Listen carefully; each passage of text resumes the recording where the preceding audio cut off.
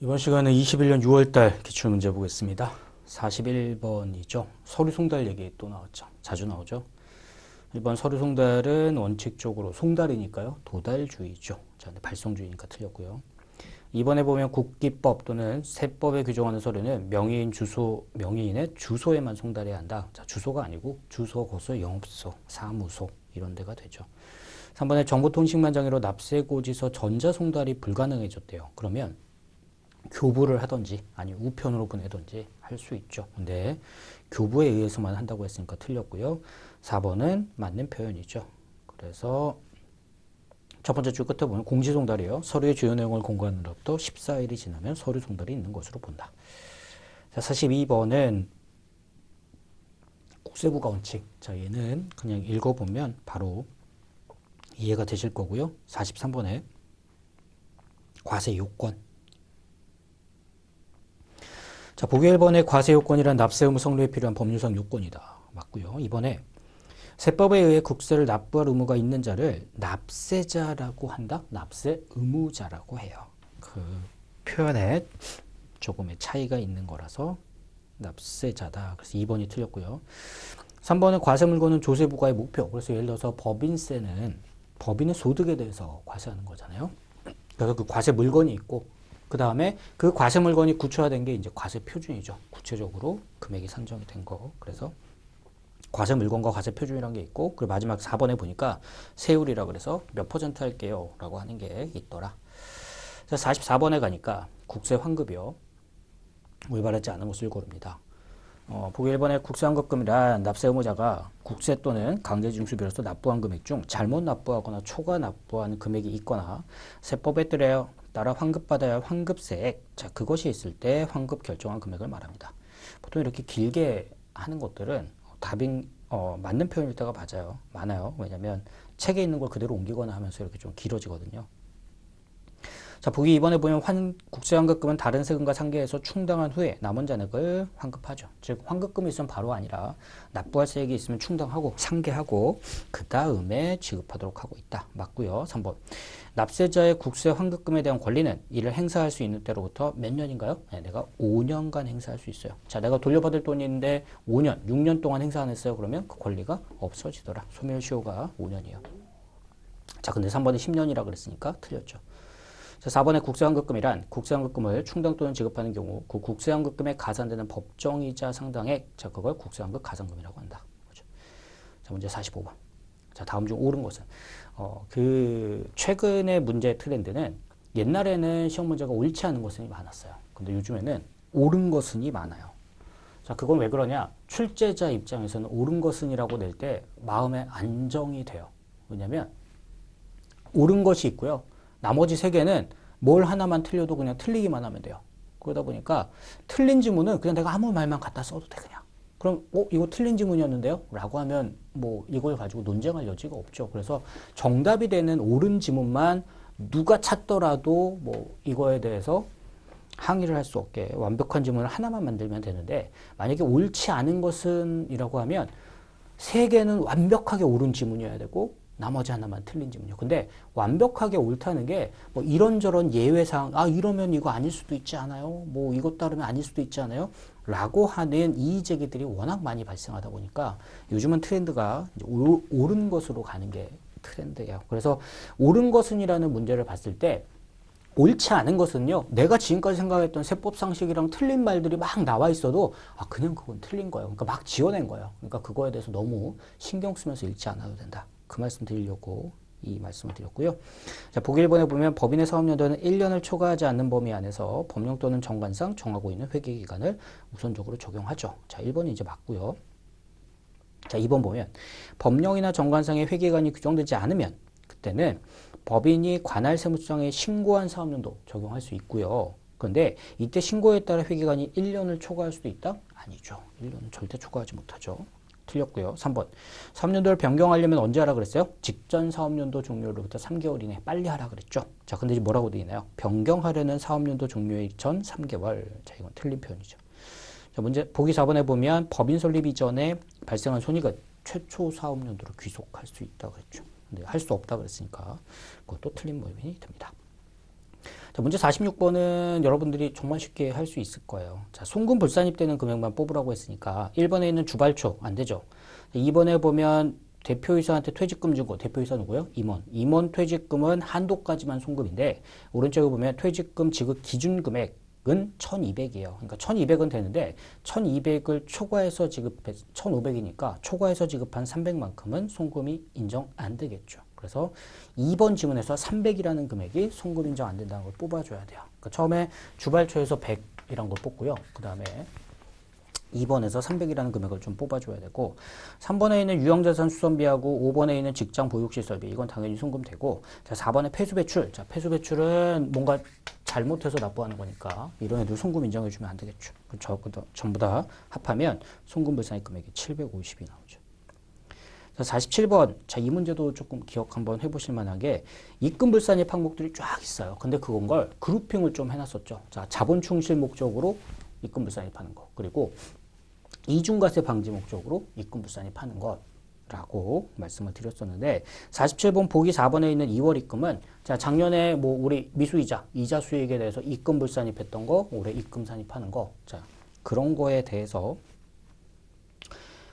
얘는 2월 입금이라 그래요 라고 하는 표현 저희가 쓴다라고 했었는데, 그건 이중과세 방지하려고 우리가 하는 거였고, 그걸 제외한 나머지 동그라미 1번에 있는 자산 수중이익 중에 2월 결손금 충당한 거, 그 다음에 2번에 감자차익, 3번에 합병차익. 자, 감자나 합병차익 다 누구랑 하면서요? 주주랑 거래하면서. 즉 주주와의 거래에서 발생한 이익은 자본 충실, 회사의 기본적인 자본, 주주가 투자한 자본을 충실하게 하기 위해서 입금으로 보지 않겠다라고 했었죠. 그리고 자산 수중이익이나 채무 면제이익을 받았어요. 그러니까 자산을 수중받거나 채무를 면제받았으면 회사가 보통 언제할 때요? 안 좋을 때. 그러면 이월결손금이랑 좀 해서 회사 자본을 조금 충실하게 하세요 라고 해주는 거죠. 자, 48번은 여러분들이 보면 충분히 볼 수 있고요. 49번은 너무 쉽죠. 우리 예제에서도 너무 많이 봤던 거. 원천징수되는 이자 수익은 미수 수익 인정하지 않는다는 거.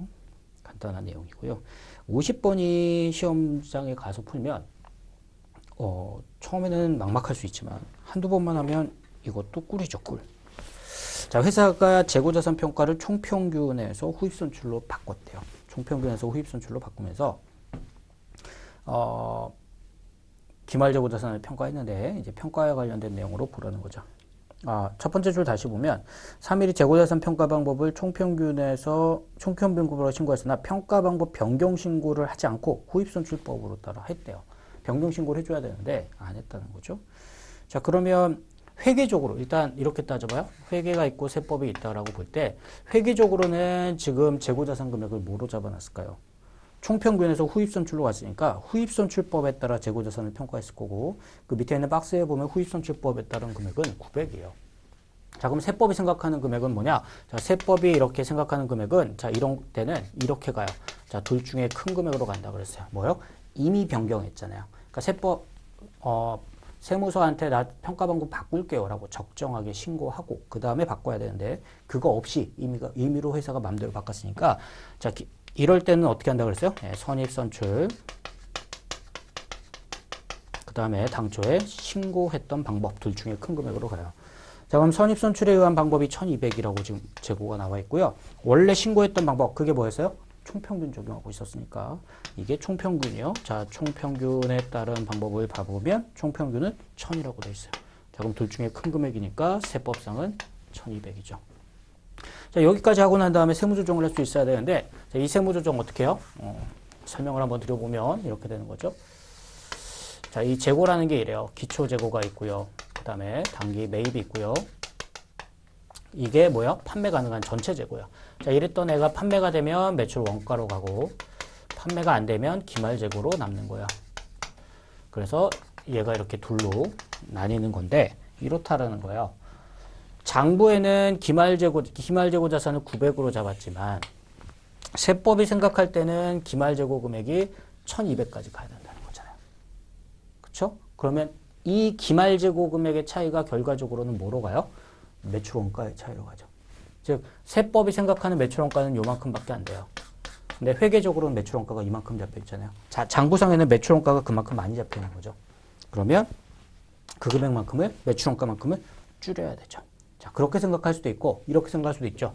재고자산이란 건 자산인데 이 자산 금액이 장부상엔 900이 잡혀있는데 세법은 1200이 해야 돼. 즉 자산을 늘려줘야 돼. 자, 자산이 늘어난다는 것 자체가 순자산이 증가하는 거니까 자, 얘를 1200으로 바꾸는 거. 이때는 세무조정이 입금산이 되겠죠.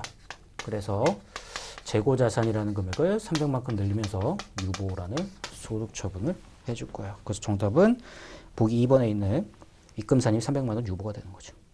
자, 50번은 반드시 좀 하실 줄 알면 좋겠다. 이게 어쩌다 한 번씩 나와요. 자, 51번. 올바르지 않은 거, 감가상각의 특징이에요. 1번에 보면 자, 내용연수를 법정화했죠. 맞고 2번에 법인이 각 사업연도에 감가상각에 대한 감가상각을 할 것인가 여부는 법인 내부 의사결정이어야 한다. 어때요? 맞죠. 감가상각은 임의상각이에요. 즉 결산조정이기 때문에 장부의 회사가 비용 처리했을 때만 세법이 송금 인정하죠. 그러니까 내부 의사결정이다. 이 표현이 그거고요. 3번에 과대상각과 과소상각을 모두 허용하지 않는다. 즉 과대상각, 자 많이 상각하는 거 송금불산이에요. 그래요. 하지만 과소상각한 거, 자 상각 범위액이 1000인데 회사가 장부에다 800밖에 안 잡았어요. 어때요? 그대로 둬요. 송금산이 그런 거 안 한다고. 그래서 과소상각은 세법이 별도로 조정하지 않는다고요. 그래서 과대상각은 허용하지 않는다. 맞죠? 과소상각을 허용하지 않는다라고 하면 송금산이 파는 얘기잖아요. 그래서 3번이 틀린 표현이 되고요. 4번의 감가상각 방법에 정액, 정률, 생산력 비례법 자 그런 것들을 사용하고 있죠. 자, 52번 문제 보면 자, 52번 문제도 가장 전형적인 문제죠. 감가상각에서 3일이 22년 1월 1일 날 기계장치 1억 원에 취득했다. 세법상 기계장치 상각 방법이 정액법, 내용연수 5년. 자, 1억에 샀어요. 자, 1억에 샀는데 내용연수 5년에 정액법 2년. 그러면 얘 1년에 상각 얼마씩 해요? 2천만 원씩 5년 동안 상각을 하겠죠. 이렇게 생각하라는 거예요. 세법상 상각 범위액이. 자, 그런데 2023년도, 자, 기계를 취득했던 2023년도에 세법이 생각하는 범위액이 2천이라고 했는데, 실질적으로 장부상의 감가상각비를 얼마를 잡았어요? 라고 했더니, 1,900을 잡았다는 거예요. 1,900? 자, 그러면 1,900이란 금액을 잡았을 때, 자, 얘에 대한 세무조정이 무엇인가요? 라고 하는 건데, 세법상 범위액보다 장부상 감가상각비가 작으니까 원칙적으로 뭐요? 조정 없음이 맞아요. 하지만 혹시 작년부터 넘어오는 상각 부인액이 있으면 그 부인액 범위 내에서 송금 산입할 수 있는 건데 상황일에 보면 상각 부인액이 200이 있죠. 자, 그러면 얼마까지요? 지금 얼마 부족해요? 100만 원 부족하니까 100만 원만큼 송금 산입할 수가 있겠지만 만약에 작년에 넘어오는 게 시인 부족액이 있었대. 작년에도 상각을 적게 했었대요. 그러면 아무런 조정이 없겠죠. 정답은 4번이다. 자, 52번은 쉽게 풀 수 있어야 돼요. 자, 53번. 주3일은 지방자치단체 특수관계가 없대요. 걔네한테 정당한 사유 없이 10억짜리를, 시가 10억짜리를 6억에 양도했대요. 자, 특수관계 없는 애한테 싸게 팔았어. 그러면 뭐하고 비교해요? 시가의 70%하고 비교하죠. 자, 시가가 10억인데 10억짜리가 있는데, 자, 이 10억짜리가 있는데, 기준이 되는 금액은 요게 70%인 7억. 자, 얘하고 실제 매도한 금액이 얼마요? 6억에 양도했으니까, 이 차이 금액 1억 원이라는 거를 의제 기부금으로 보게 된다는 거죠. 그래서 정답은 2번 1억 원. 이게 의제 기부금입니다. 자, 문제 54번은 올바르지 않은 것을 고릅니다. 자, 보기 1번에 법인이 우리사주조합에 지출하면, 자, 그 기부금, 송금, 일정 범위 내에서 송금산이 가능하죠. 자, 보기 2번에 지정기부금 한도 초과액은 해당 사업연도의 다음 사업연도 개시일로부터 10년 이내에 종료하는 사업연도에 송금 산입할 수가 있죠. 자, 기부금 한도 초과가 나오면 10년까지 이월할 수 있어요. 자, 보기 3번에 보면 신용협동조합 새마을금고한테 기부하면 이건 지정기부금, 즉 일반기부금, 지금 시점에서는 이다? 아니죠. 아니라고 그랬어요. 자, 보기 4번에 법인이 기부금을 미지급금으로 계상하면 실제로 이를 지출할 때까지 기부금을 부지한다. 자, 이 표현 자주 좀 나오죠. 기부금은 현금주예요. 그러다 보니까 회사가 차변에 기부금, 대변에 미지급금 잡았다는 거야. 이걸 세법이 인정하냐? 아니. 현금 나가기 전까지 아니기 때문에 송금불산입하고 나중에 실질적으로 회사가 미지급금 나가면서 현금 나갔을 거잖아요. 이때 회사는 비용 안 잡았죠. 하지만 세법은 이렇게 현금이 나가는 그때가 비용 잡는 시점이니까 그 시점에 송금산입을 해줘야 되는 거죠. 자, 55번에 제조업을 영위하는 중소기업인 주3일에 21기 자, 접대비에 대한 자료래요. 자, 이때 접대비 송금불산입 총액을 구하라 그랬어요. 자, 이거는 여러분들이 접대비 조정을 다 할 수 있어야 돼요. 오류 없이. 네, 이 정도는 연습하면 해볼 수는 있을 것 같아요. 자, 접대비를 하려면 이런 틀을 좀 잡아야 된다고 했죠. 자, 회사가 지출한 금액이 있고 세법상 한도가 있는데, 그 한도라는 건 둘을 더한다라고 했어요. 그 둘이 뭐냐면 기본 한도하고 수익 금액 기준 한도죠. 자, 그럼 여기다가 하나씩 가져가 보면, 자, 기업의 접대비 지출액이 4,500이 있어요. 자, 4,500이 있는데 그 밑에 보니까 신용카드 등 법정 증빙서류를 수취하지 못한 금액이 100만 원 한 건. 자, 한 건 100만 원을 지출했는데 세법에서 받으라는 세금 계산서 등을 수취하지 못했대요. 자, 그게 인정이 안 되죠. 자, 그럼 실질적으로 한도랑 비교할 금액은 4,400이 되는 거고, 자, 그 100만 원. 자, 증빙을 안 받은 100만 원이란 거는, 자, 증빙을 불비했던 걔 100만 원에 대해서는 그냥 송금불산입이 일단 되죠. 자, 다음에 한도를 계산하기 위해서, 자, 얘네가 기본 한도 1200이냐 3600이냐 하려고 보려고 했더니, 자, 제일 위에 첫 번째 줄에 이 회사가 뭐였어요? 중소기업이라고 그랬죠. 그래서 12분의 사업연도 월수를 계산해야 되는데, 첫 번째 줄에 보면 1월 1일에서 12월 31일. 그래서 결과적으로 한도는 3,600이 나와요. 자, 그 다음에 수익금액 기준 한도를 계산해야 되는데, 자, 니은에 보니까 손익계산서 매출액이 20억인데 특관자 매출액이 2억 원이라고 돼 있어요. 자, 그럼 회사는 20억이 있는데요. 이 중에 일반 매출 18억하고 특관자 매출이 20억이 있다라고 하면, 우리 기부금이라는 게 이렇게 돼 있잖아요. 100억까지. 자, 100억까지는 1000분의 3이라는 비율을 계산을 하니까, 얘 둘 다 이제 1000분의 3이라는 비율이 곱해질 거고요. 다만 특수관계자 수익금액에 대해서는 뒤에 10%만 더 붙여주면 접대비 한도금액이랑 계산이 되죠. 그래서 이 두 개를 계산해 보면 얼마가 나오냐면 얘가 5.46이 나와요. 5.46. 그러면 1하고 2 합친 한도금액이요. 얼마가 나오냐면 41.46. 자, 그럼 얼마 초과했어요? 44인데 41.46이니까 얘가 253만 원이죠. 2.54. 그럼 여기에서 송금불산입하면서 한도 초과 2.54. 얘도 기사로. 그러면 전체적으로 송금불산입된 금액 다 계산해 보세요. 그러면 354만 원이 되죠. 정답은 4번이다. 어렵죠? 얘는 좀 어려울 거야. 이게 자유자재로 되려면 익숙해져야 돼요. 많이 풀어봐야 돼요. 자, 문제 56번. 어때요? 당연하지 할 수 있죠. 이 정도는. 이자 비용 송금불산이 관련돼서 소득처분 묻는 거고요. 57번. 퇴직연금에 대해서 올바르지 않은 것 골라요. 자, 1번에 확정 기여형 퇴직연금에 가입하면 일정 한도액의 범위 내에서 퇴직연금 충당금을 송금산입한다. 확정 기여형 퇴직연금은 뭐예요? 임직원들한테 매년 발생할 퇴직금을 그냥 전부 다 쏴줘버리는 거야.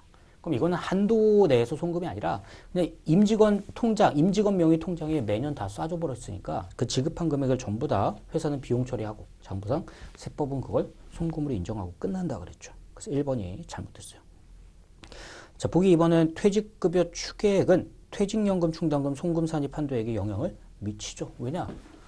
퇴직급여 추계액이 1억일 때하고 3억일 때하고 5억일 때하고 퇴직연금 송금 산입하는 게 달라져요. 그러니까 퇴직연금이란 건 퇴직급여 충당금 부인을 됐을 때 부인을 해놓고 얘를 외부에다가 예치하면 인정해 줄 게이기 때문에 이 부인된 금액이 커지면 송금 인정받은 금액도 당연히 커지니까 영향을 받을 수밖에 없고요. 보기 3번에 퇴직연금 충당금은 신고조정 사항이기 때문에 결산 시 비용으로 계상하지 않더라도 신고조정으로 송금 산입할 수 있고요. 보기 4번에 퇴직연금 운용자산 단기말 잔액이 0이다. 송금부 산입돼. 퇴충이 송금부 산입돼서 너 이거 외부에다가 퇴직연금 넣으면 내가 송금 인정해 줄게 그랬는데 연금에 하나도 안 넣었어. 그러면 뭐예요? 송금 인정받을 게 하나도 없는 거예요. 당연히. 그래서 보기 4번에 보면 퇴직연금 운용자산을 단기말 잔액이 0이다. 0이다라고 하면 당연히 얘에 대해서 퇴직연금으로 송금 먹을 수 있는 게 하나도 없겠죠. 자, 58번. 58번 대손충당금 관련 세무조정인데 이거는 의외로 되게 쉬워요. 얘는 문제는 딱 보면 가슴이 탁 답답해지잖아요. 하지만 얘를 수업 목적으로 푸는 데 있어서는 오히려 한두 번만 딱 해보면 그냥 바로 가서 풀 수 있어요. 바로. 얘는 오래 걸리지도 않는다.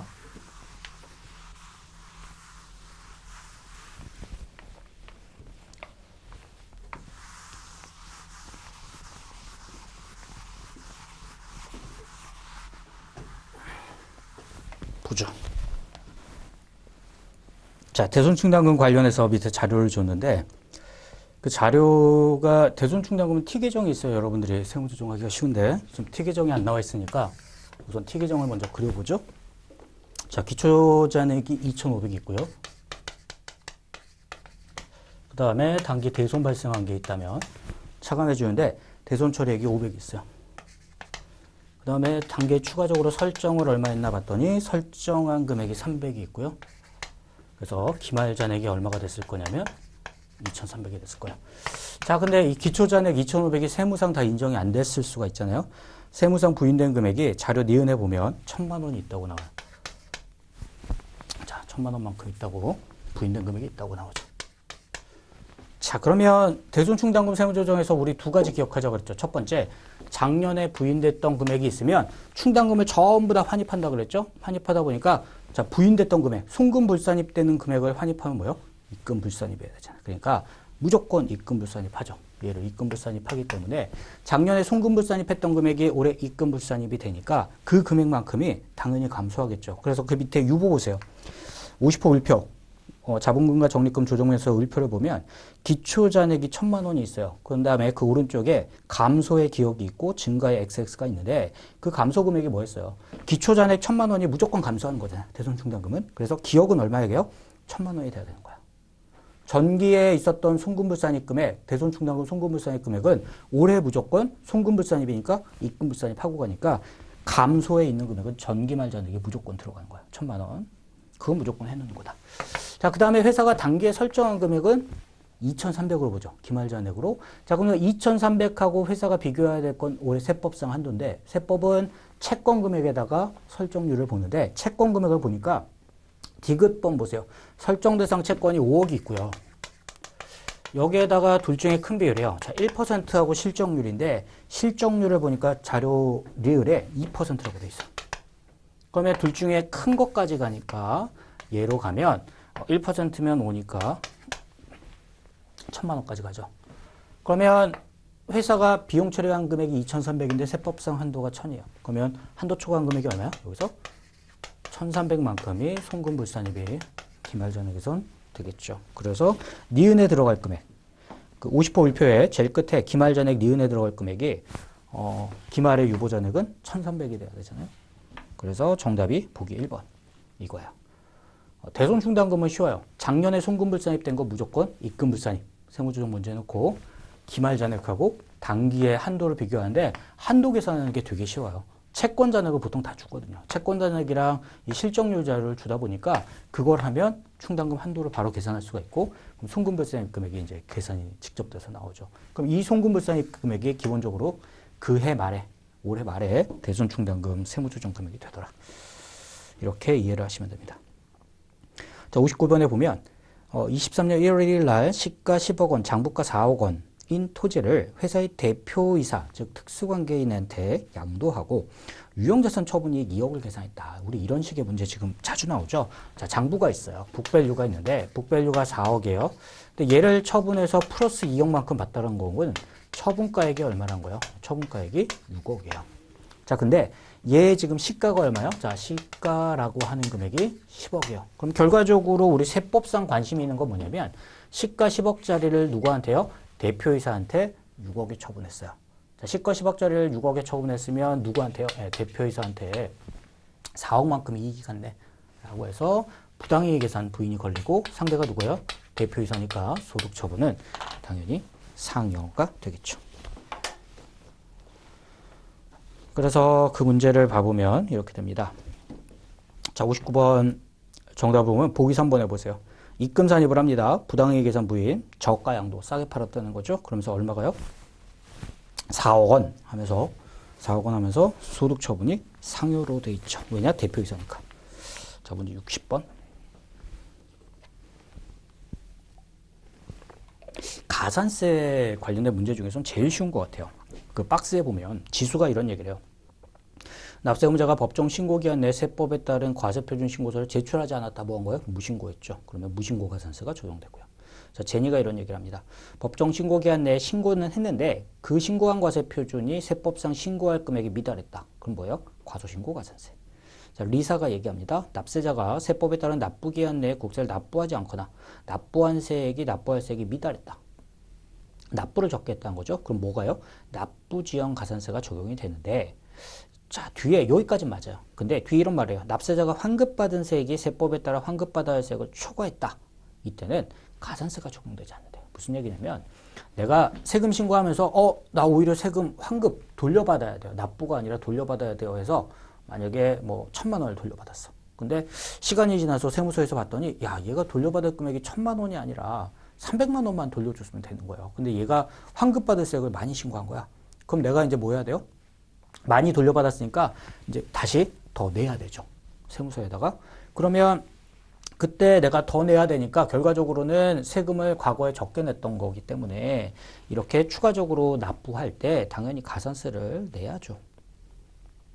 그러니까 과소신고의 개념이 뭐야? 세금을 1,000만 원 신고해야 되는데 300을 신고했어. 그럼 나중에 이게 걸렸잖아요. 그럼 700만 원, 그 차이금액 700만 원을 더 남으면서 납부하면서 너 이거 신고 적게 했었네. 그러니까 가산세도 돼. 신고를 제대로 안 했지? 가산세도 내 이거잖아요. 그러니까 세금 안 냈던 걸 더 내는 거예요. 환급도 똑같아요. 300만 원 환급인데 1,000만 원 환급이라는 게 나중에 걸리면 700만 원을 내잖아요.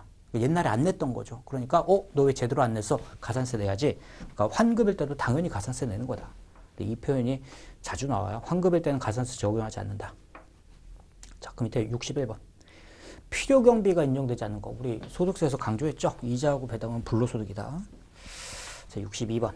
종합과세할 금융소득. 이렇게 나와요. 기억의 현금배당, 니은의 주식배당, 디귿의 예금이자, 리을의 직장공제 초과반환금. 먼저 이렇게 쭉 보는 게 중요해요. 이런 문제는. 자, 직장공제 초과반환금 보면서 여러분은 뭐 해야 돼요? 쫙 먼저 커야 돼요. 왜냐? 직장공제 초과반환금은 분리과세요. 무조건. 합산과세하지 않는다. 자, 그럼 남는 게 뭐예요? 자, 현금 배당이라는 거하고 이자라는 게 있는데, 자, 이렇게만 하세요. 시험장 가서는 여러분 그냥 이렇게만 하시면 될 거예요. 이자라는 금액이 지금 나오는 게 얼마예요? 디귿에 있는 1,000만 원이라는 이자가 있고요. 배당이라는 금액이 기억에 3,000하고 니은에 4,500 하면 7,500이에요. 이 사람은 금융소득이 전체적으로 8,500만 원 있는 사람이야. 그럼 8,500이니까 종합소득에 합산하는데 다만 그로스업이라는 걸 할 때 2천만 원까지는 안 하고요. 그걸 초과한 6,500에 대해서만 그로스업 할 건데 자, 2천까지는 그로스업 하지 않으니까 그걸 초과한 이 6,500에 대해서만 11%에서 그로스업이란 걸 계산을 해줘야 되죠. 그러면 이 그로스업 11% 하면 7.15가 나와요. 금액을 좀 깔끔하게 줬으면 좋겠는데 더럽게 줬죠. 그래서 결과적으로 보면 이자 금액은 그대로 1,000이 되겠지만 배당은 7,500에다가 그로스업 7.15를 더하면 82.15죠. 그래서 소득은 92.15다. 정답이 2번이에요. 그렇게 어렵진 않아요. 이 틀만 여러분들이 딱 짜놓고 가서 쫙쫙쫙 하면은 이거는 제한 시간 내에 얼마든지 풀 수 있어요. 얼마든지. 자, 63번. 사업소득 금액을 계산해봐라. 전형적인 문제죠. 우리 소득세법 사업소득. 그럼 쭉 가는 거예요. 단기순이익부터 가봐요. 자, 단기순이익 나왔죠. 본인에 대한 급여 인정하나요? 안 하나요? 그럼 더해주고. 배당금 수익 이거는요. 금융소득이지 사업소득이 아니죠. 그러니까 배당수익 빼야죠. 500 차감을 해주고요. 유형자산 처분이익. 자, 건물 처분이익 얘는 뭐예요? 양도세에서 다룰 얘기죠. 그러니까 얘 사업소득에서 차감을 해주고요. 세금과 공과금 중에 벌금 있대요. 자, 우리 소득세에서도 벌금은 인정하잖아요. 송금부산입하죠. 자, 그럼 얘 날라가고 3,500이니까 4억 3,500. 그 정답은 4번. 자, 64번이요. 올바르지 않은 것을 고릅니다. 1번에 근로소득이란 근로제공하고 받는 대가로 모든 금품을 의미하나 비과세나 근로소득 보지 않는 것은 제외합니다. 맞는 표현이고요. 2번에 근로소득 금액은 총급여에서 근로소득공제를 차감합니다. 맞죠? 3번에 일용근로자는 연간소득금액이 일정 규모를 초과하면 종합소득 신고를 해야 한다. 하나요? 아니죠. 일용근로자는 무조건 분리과세요. 무조건. 3번 틀렸고요. 4번에 인정상여의 수입식이 인정상여라는 게 뭐였어요? 여비교통비 기억나시죠? 자, 여비교통비 송금부산입한 거 그거는 근로를 제공한 날이더라. 자, 먼저 65번. 올바르지 않은 것을 봅니다. 자, 이것도 자주 나오는 지문 익숙하시죠? 우리 수업 시간에 많이 봤던 거, 최대리 로또 2억 원 당첨됐다면서요? 뭐 블라블라 한다니. 김사원 씨가 이런 얘기합니다. 김사원이가 로또 당첨되면 세금을 22% 공제하는군요. 그러면 로또 10억 원이면 실수령액은 22% 뺐으니까 7억 8천 정도 되나요? 맞아요? 아니라는 거죠.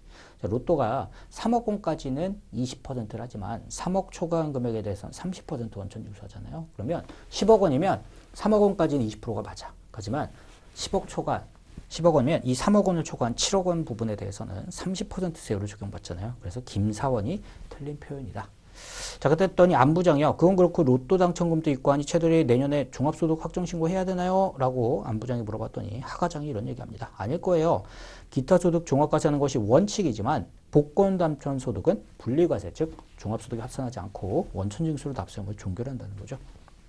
그게 맞는 표현이라는 겁니다. 자, 66번 문제. 자, 이게 문제가 좋지 않은 문제예요. 자, 보기 1번 해보세요. 자, 사업소득. 부동산 임대사업 말고 일반적인 사업소득이요. 자, 거기에서 발생한 결손금은 근로, 연금, 기타, 배당, 이자 소득 금액에서 순서대로 공제하고 공제 후 남은 금액은 다음 년도로 이월시킨다. 어때요? 맞는 거 같지. 뭐 한다고 그랬어요? 우리 종합소득금액 계산할 때, 그러니까 2배, 4근, 연기를 합한 게 종합소득인데, 사업소득에서는 마이너스가 뜨다 보니까, 야, 그럼 마이너스 있으면 이 다른 소득금액에서 차감해가지고 종소 구할 수 있어? 라고 할 때, 일반적인 사업소득금액은 뺄 수 있다는 거예요. 근데 빼는 순서가 있었죠. 그랬을 때 어떻게 했어요? 2배, 4근, 연기 순서 있으니까, 야, 그러면 근연기 2배. 이 순서대로 빼자 그랬잖아요. 근데 우리 문제에서 지금 뭐라 그랬어요? 근로, 연금, 기타 한 다음에 자, 근연기까지 맞았어. 근데 위에서 뭐래요? 이자 배당인데 이걸 배당 이자라고 써놓은 거야. 이게 틀렸다는 거야. 안 좋죠. 뭐 좋은 문제는 아니에요. 그것 때문에 틀렸다는 거야, 얘가. 그 다음에 자료 2번에 보면 부동산 임대 사업을 해요. 그럼 부동산 임대 사업 소득이죠. 그때 거기서 발생한 결손금은 다른 소득금액에서 공제하지 않는다. 그쵸, 맞죠? 3번에 부동산 임대에서 발생한 2월 결손금. 자, 작년에 넘어온 2월 결손금은 뭐하고만 차감할 수 있어요? 부동산 임대에서 발생한 소득하고만 공제할 수 있죠. 3번도 맞고요. 4번에 해당 과세에 의한 소득금액에 대해서 추계 신고했다. 장부를 안 해가지고 추계했다. 그러면 2월 결손금 공제를 적용하지 않습니다. 자, 이 4번 표현은 기억을 해놓으실게요. 추계 신고하면 2월 결손금 차감해주지 않더라. 자, 67번. 올바르지 않은 것.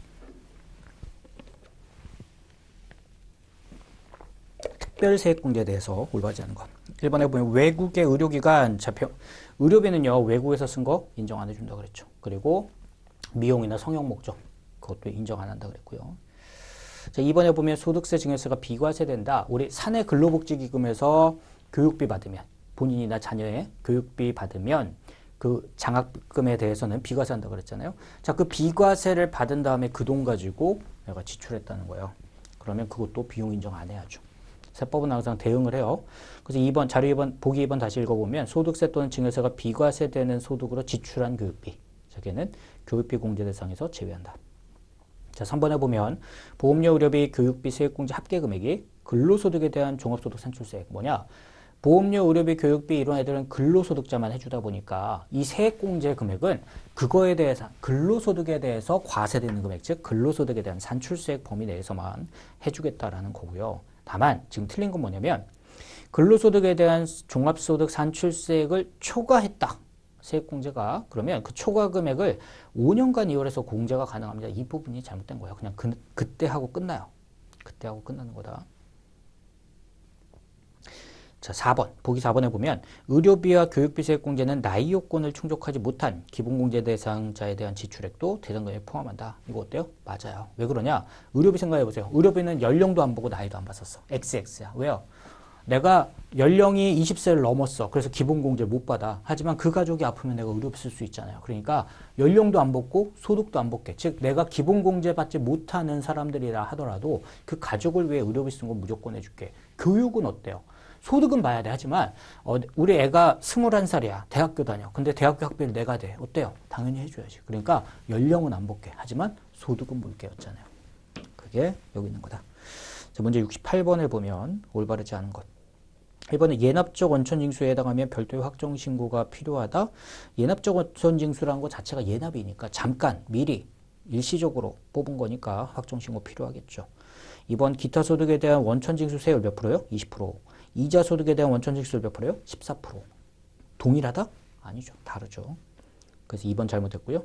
3번 정부는 원천징수를 통해 조세 수입을 조기 확보하고 4번에 완납적 원천징수하면 별도의 확정신고가 필요하지 않죠. 자, 69번 보죠. 양도소득에 대해서 올바르지 않은 것. 1번에 보면 상장주식에 대해서는 원칙적으로 양도세 과세 대상이 아니나 대주주하고 장애거래는 과세한다. 맞고요. 2번 1세대 1주택과 그 부수토지 양도로 인한 소득에 대해서는 비과세를 적용을 하죠.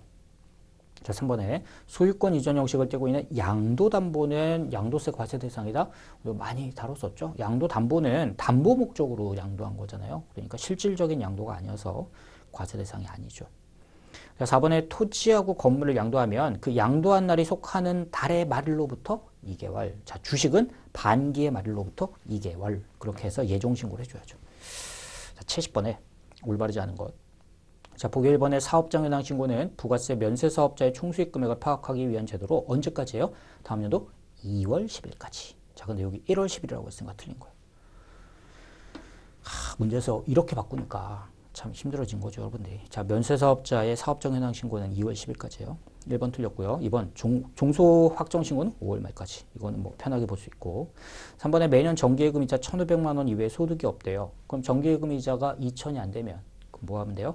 무조건 분리과세하니까 확정신고할 필요가 없죠. 그래서 오른쪽에 보면 그런 김철수의 할아버지는 종합소득 확정신고를 안 해도 된다. 왜냐? 분리과세하고 끝나니까. 4번에 매년 근로소득 총수익 금액 1억 원 이외에 다른 소득이 없어요. 자, 근로소득만 있대. 그럼 뭐예요? 연말정산하잖아. 그러면 이 사람은 다른 소득이 없다라고 하면 확정신고할 필요가 없죠. 그래서 오른쪽에 보면 다른 소득이 없다라고 하면 그 김삼희 씨는 종합소득세 확정신고를 안 해도 된다. 70번 문제는 괜찮은 것 같아요. 1번 질문만 빼면. 자, 71번은 너무 당연하지요. 그래서 여러분이 한번 보시고 72번. 올바르지 않은 것. 보기 1번에 부가세는 자진신고에 의해 운영되고 있고 법인사업자는 1년에 4번 부가세를 신고 납부해야 하죠. 1년에 4번 하죠. 예정 확정, 예정 확정. 자, 이번에 부가세 신고 납부 기한은 신고 기한이 끝난 후 20일? 아니, 25일이죠. 자, 3번에 신규 사업자가 사업 개시일 이전에 사업자 등록을 신청한 경우에는 언제요? 그 신청한 날부터 최초 과세 기간으로 보죠. 다음에 보기 4번에 보면 폐업자는 폐업일이 속하는 과세기간 개시일로부터, 자, 그 개시일 1월 1일이나 7월 1일부터 폐업한 날까지가 마지막 과세기간이 되겠죠. 그래서 정답은 2번이 됩니다. 자, 문제 73번을 보면 옳은 것을 고릅니다. 이번에 제조업의 사업장은 어딘가요? 최종 제품 완성하는 장소. 그러면서 그 오른쪽 끝에 가면 이 경우 따로 제품의 포장만을 하거나 용기에 충전만을 하는 장소. 자, 이게 포함하나요? 아니죠. 이게 잘못했어요. 포함하지 않죠. 이런 애들은 재화용역 공급이 발생하지 않잖아요. 그러니까 사업장이 아닌 거죠. 그래서 1번 틀렸고요. 자, 이번에 무인 자판기. 이걸 시험에 낼 줄 몰랐는데 무인 자동 판매기 거기에 사업장은 어디라고 했어요? 업무 총괄 장소. 그래서 오른쪽 끝에 업무를 총괄하는 장소. 그래서 맞는 표현이고요. 3번에 부동산 매매. 부동산 매매는 그냥 내 건물에서 하면 돼. 부동산 임대는 각각에서 공급이 발생하지만 부동산 임대는 법인의 본사에서 하면 되죠. 근데 오른쪽에 보니까 부동산의 등기부상 소재지. 그러니까 틀렸고요. 4번에 임시사업장은 사업장으로 보나요? 아니, 기존 사업장에 포함한다고 그랬죠. 다만 개세하거나 폐쇄하게 되면 그 신고만 좀 해줘 라고 하는 거였죠. 자, 문제 74번. 올바르지 않은 것을 봅니다. 자, 보기 1번에 사업자가 주사업장 총괄납부를 신청하면 주사업장에서 다른 사업장의 세액까지 총괄하여 신고할 수 있다? 아니죠. 총괄납부는 납부만 하는 거죠. 1번 틀렸고요. 2번 부가세는 원칙적으로 각 사업장별로 납부하므로 직매장을 추가로 개설하면 별도의 사업자 등록을 당연히 해야죠. 맞고요. 3번 주사업장 총괄납부를 하는 경우에도 사업자 등록은 각 사업장마다 당연히 해야 되고요. 4번 사업자 단위 과세 그거에 따라 신고 납부할 때는요. 사업자 등록, 세금계산서 발급, 수령 자, 이런 것까지 단일화해서 본점, 주점, 주사무소에서 수행할 수 있습니다. 자, 75번. 재화공급에 대해서 올바르지 않은 것입니다. 1번에 사업자 단위과세 적용받는 사업자가 자기 사업과 관련 생산 취득한 재화를 타인에게 직접 판매할 목적으로 다른 사업자에게 반주. 이게 뭐예요? 판매 목적 타사업장 반출. 자, 판매 목적 타사업장 반출인데 사업자 단위래요. 그럼 뭐예요? 재화의 공급으로 안 보죠. 그래서 재화의 공급을 보지 아니한다 된 거예요. 판매 목적 타사업장 반출이, 자, 이 타사업장 반출이라는 애가 자, 일반적으로는 공급으로 의제를 해요. 그러니까 공급으로 의제니까 공급으로 봐. 근데 총괄 납부나 사업자 단위 이런 애들의 경우에는 일반적으로는 공급 의제로 보지 않아. 왜요? 총괄 납부나 사업자 단위이기 때문에 어디는 납부, 어디는 그런 게 발생할 일이 없잖아요. 그러니까 안 봐버리는 거예요. 하지만 예외적으로 얘가 만약에 세금 계산서를 교부했다라고 하면 이 거래에 대해서 세금 계산서를 교부하고 거기에 대해서 신고했다라고 하면 이때는 그 형태를 그냥 그대로 또 인정해줘서 공급 의제로 봐버리는 거죠. 그러니까 세금 계산서를 했다는 거는 공급으로 봤다는 거니까 야, 그래, 네가 이렇게까지 했으면 세법도 그냥 그대로 봐줄게. 어떻게든 걔한테 맞춰서 너가 한 걸 인정해 주겠다는 거야. 자, 비슷한 게 보기 3번에 나와요. 보기 3번에 보면 주사업장 총괄납부 신청한 사업자가 판매 목적 타사업장 반출한 경우에는 이를 재화의 공급으로 보지 않는다. 조금 전에 나왔죠. 총괄납부 안 해도 원칙적으로 안 본다고요. 맞는 표현이에요. 자, 보기 2번 보면 사업자가 자기의 과세사업과 관련하여 취득한 재화를 자기 면세사업에 전용하고 이거예요. 면세 전용 이러면 재화의 공급으로 보죠. 맞고요. 보기 4번에 사업자가 자기 사업과 관련해 취득한 재화를 직장 연회 또는 직장 문화와 관련 사용했다. 뭐예요? 자기 사업에 쓴 거잖아. 하지만 자기 사업에 이렇게 쓰는 것들은 과세하지 않죠. 근데 공급으로 본다 그랬으니까 4번이 틀린 거예요. 자, 75번이 좀 어려우셨을 거예요. 자, 76번 올바르지 않은 것. 간주 공급 중 개인적 공급은 재화를 사용하거나 소비하는 때, 그쵸? 일반적으로 사용 소비하는 때를 공급 시기로 보죠. 자, 이번에 폐업 시 잔존재화 그때는 언젠가요? 폐업해서 그런 거죠. 그러니까 폐업일이에요. 폐업일. 근데 여기는 폐업 신고일이라고 했죠. 이게 이제 말장난이죠. 폐업일을 폐업 신고일로 해서 틀리게 만드는. 자, 3번에 내국 신용장에 의해서 공급하는 거. 자, 이거는 국내 사업자 간의 거래죠. 그러니까 인도한 날. 4번에 공급 단위를 구획할 수 없는 자를 계속적으로 했다. 그러면요. 대가의 각부분을 받기로 한대. 그때가 공급식이죠. 77번. 자, 77번은 우리 지금 기출풀이 할 때 계속 나오는 건데 얘가 제일 길어요. 이런 형태 문제 중에. 근데 달라진 건 하나도 없어요. 조금 길긴 하지만 뭐 안에 들어가 있는 내용 자체는 똑같다. 얘를 예정하고 확정으로 나눈 다음에 또 지워야 되네.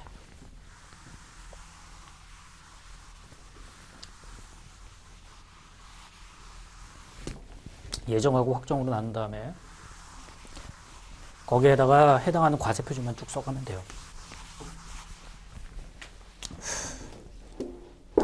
자, 이렇게 하면 되는 거죠.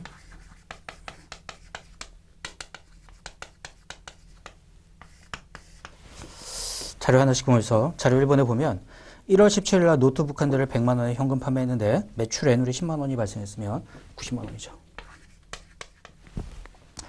자료 2번에 1월 30일 날 노트북 두 대를 200만 원에 외상 판매했다. 자, 외상했어도 이때니까 1월 30일이죠. 그러니까 예정 신고 때 200만 원. 3번에 보면 2월 20일 날 외상 판매 대금을 기일보다 일찍 회수했대요. 외상부 대금 빨리 받으면서 20만 원 할인해 줬어요. 자, 매출 할인이 발생했죠. 그러면 2월 20일 날, 즉 예정 신고 때 차감이 되고요. 자, 3월 1일 날 노트북 10대를 1000만 원에 할부 판매하면서 당월부터 매월 100만 원씩, 자, 100만 원씩 하면 10개월 만에 받죠. 그럼 뭐예요? 단기 할부. 단기 할부면 인도했을 때. 자, 언제 인도했어요? 3월 1일 날 인도했으니까 그 1000만 원은 예정 신고 때 포함이 됐을 거고. 자, 보기 5번에 3월 10일 날 노트북 10대를 1000만 원에 할부 판매했는데 매월 50만 원씩. 자, 50만 원씩 하면 20번에 나눠야 돼. 자, 한 달에 50만 원씩 20번, 즉 20개월 동안 받으면 얘는 장기 할부. 그러면 대가의 각 부분을 받기로 한 뜻이죠. 그러면 예정 신고 때는요. 3월 10일 날 받는 50만 원만 반영이 될 거고, 그 다음에 4월, 5월, 6월에 받는 금액이 이 확정 신고 때 150만 원만큼 들어가겠죠. 그래서 여기 있는 금액이랑 얘네들 정산하면 정답은 보기 1번에 1320하고 150만 원이 될 거예요. 자, 문제 78번. 영세율과 면세 관한 설명으로 올바르지 않은 것. 자, 이럴 때는 한 가지만 놓고 쭉 가는 게 훨씬 편해요. 자, 면세만 놓고 생각을 해보면 첫 번째 목적에서 부가세 역진성 완화죠. 면세는. 그리고 부분 면세 제도죠. 영세율은 완전 면세 제도라면, 그리고 세금계산서 발급 의무가 면세는 없죠. 면세사업자는. 그리고 매입처별학계표 제출 의무가 면세사업자가 없음 되어 있는데 없나요? 있죠. 뭐냐면 면세사업자도 사는 거 있잖아. 그래서 부가세법상 기본적인 의무는 전부 다 없어요. 그러니까 면세사업자는 내가 판매하는 것 자체가 면세이기 때문에 부가가치세법상의 제반 의무가 없는 게 맞아요. 다만 면세사업자가 사업을 하면서 취득한 거, 자 그거에 대해서는 그 상대방 매출을 파악하기 위해서는 매입한 애가 신고를 같이 해줘야 대사가 되니까 매입할 때 너가 세금계산서 같은 거 받은 거, 즉 매입처별 세금계산서 합계표는 제출을 좀 해줘 라고 해서 제출 의무를 부여하고 있죠. 정답은 4번이 됩니다. 자, 79번. 의제매입세액공제 요건이 아닌 것. 자, 의제매입세액공제는 우리 음식점 생각하면 되겠죠. 자, 면세 원재료를 사다가 뚝딱뚝딱 가공해가지고 과세되는 거를 팔면 매출세액은 발생하는데 매입한 거에는 부가세가 없다 보니까 나 이거 부가세 좀 빼주세요. 이거였잖아요. 그래서 동그라미 1번에 보니까 누구여야 돼요? 과세사업자야지. 근데 여기 면세사업자라고 했으니까 틀렸고요. 이번에 면세로 농축수 임산물을 공급받아서 3번에 면세로 공급받은 농축수 임산물을 제조 가공한 애가 과세 대상이 됐을 때, 자 그때 매입금액의 일정 비율만큼을 빼는 게 의제매입세액공제죠. 자, 근데 그 보기 4번에 보면 면세 농산물 등을 공급받은 사실을 증명하는 서류를 제출하면 되죠. 서류 제출하면 되니까. 자, 마지막 80번. 가산세에 대한 설명을 옳지 않은 거야. 1번에 예정신고와 납부에 있어서는 해당 예정신고에 대한 과표와 납부세액으로 하되 가산세는 제외한다. 자, 가산세 제외한다 그랬죠. 대손세액공제도 확정 때만, 가산세도 확정 때만 하는 거 오늘 말씀드렸던 거고요. 2번에 보면 매출처별학계표를 제출하지 않은 경우 가산세가 부과되지만 매입처별학계표를 제출하지 않은 경우 가산세가 부과되지 않는다. 자, 이 표현도 기억을 하시는데 매출처벌학계표, 그러니까 부가세는요, 내가 세금계산서 주고받은 그 세금계산서를 내는 게 아니라고 그랬잖아요. 나 이런 거 판매했어요 라고 매출처벌학계표, 매출한 거에 대해서 내고, 매입할 때 받은 거는 매입처벌학계표라는 합계표를 제출해서 결과적으로는 세금을 납부하고 세금을 공제받고 한다고. 그러면 매출처별학계표를 제출하지 않았다는 거는 매출한 게 있는데 신고하지 않아서 그만큼 부가세를 안 냈다는 거야. 그러니까 당연히 가산세 두드러 때려야죠. 근데 세금계산서를 받았는데 매입처별학계표를 제출하는데 그건 뭐야? 바보 같은 거죠. 매입세액을 공제받아야 되는데 매입처별학계표를 안 내서 매입세액 공제 못 받았다는 거예요. 근데 야, 너 왜 매입세액 공제 왜 안 받았어? 바보같이. 가산세 맞아. 이건 좀 이상하잖아요. 모양이. 그러니까 불쌍한 거예요. 그래서 매입처별학계표를 제출하지 않았다라고 해서 가산세를 때리지는 않는 거예요. 그래서 이 표현 기억하시고요. 3번에 전자세금계산서 발급 의무자가 발급기간 내에 종이세금계산서를 발급하면 전자할 놈이 종이를 했대요. 그럼 뭐 해야 돼요? 야, 왜 잘못했어? 그러면 이거에 대해서 제재를 안 하면, 자, 전자를 해야 되는 애가 종이를 세금계산서를 줘도 아무런 제재를 안 해. 그럼 뭐 있어요? 다 그냥 종이가 편하면 종이하겠죠. 그러니까 그러면 가산세를 때려야 돼요. 그래서 1% 가산세 맞고요. 그래서 3번에 가산세가 부과되지 않는다라고 했는데 당연히 부과가 돼요. 그 다음에 마지막으로 보기 4번에 보면 사업 개시로부터 20일 이내에 사업자 등록을 신청하지 않으면 미등록 가산세가 등록 신청일의 직전일까지 공급가액의 1%만큼 가산세가 부과가 되죠. 그래서 6월달 기출문제 풀이는 여기까지 해서 마무리하도록 하겠습니다.